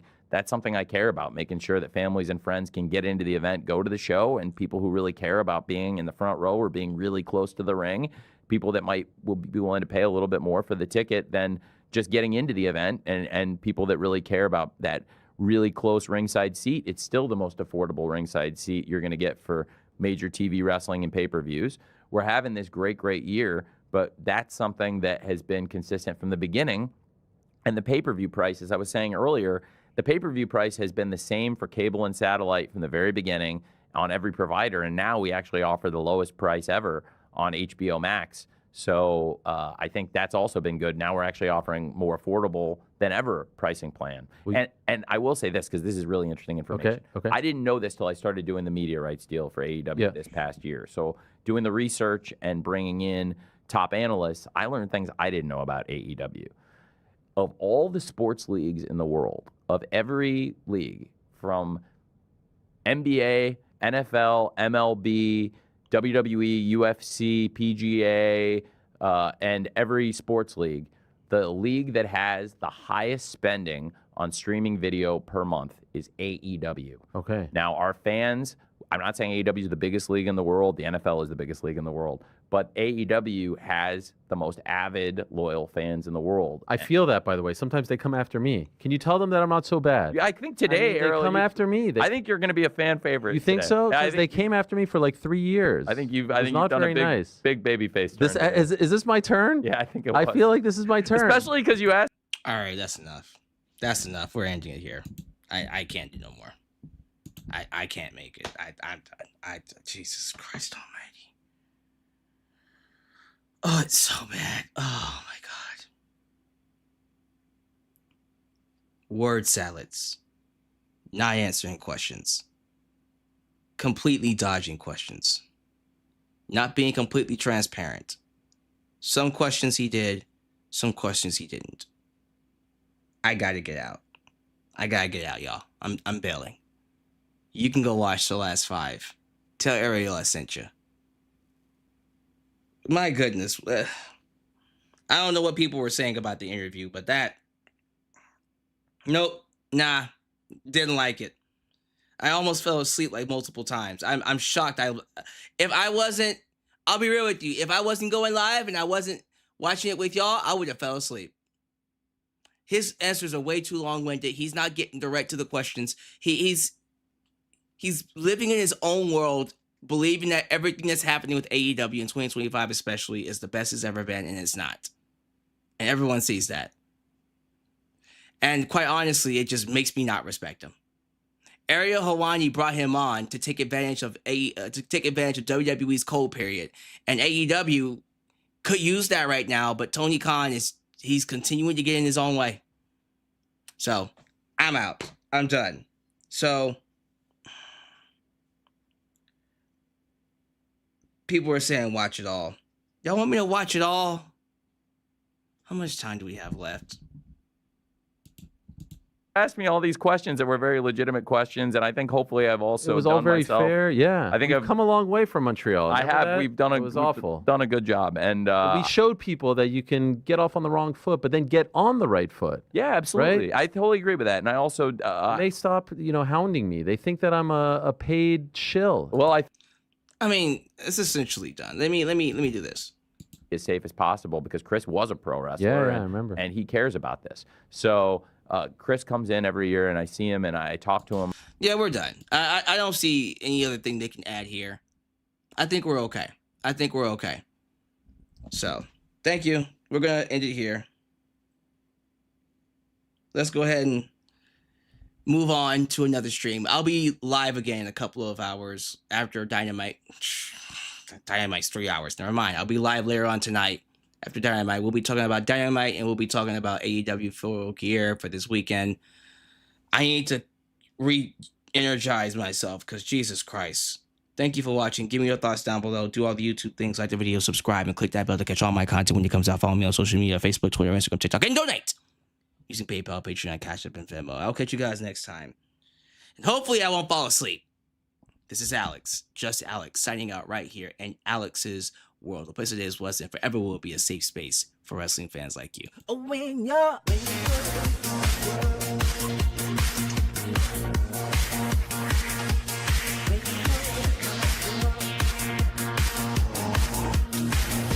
Oh, when you're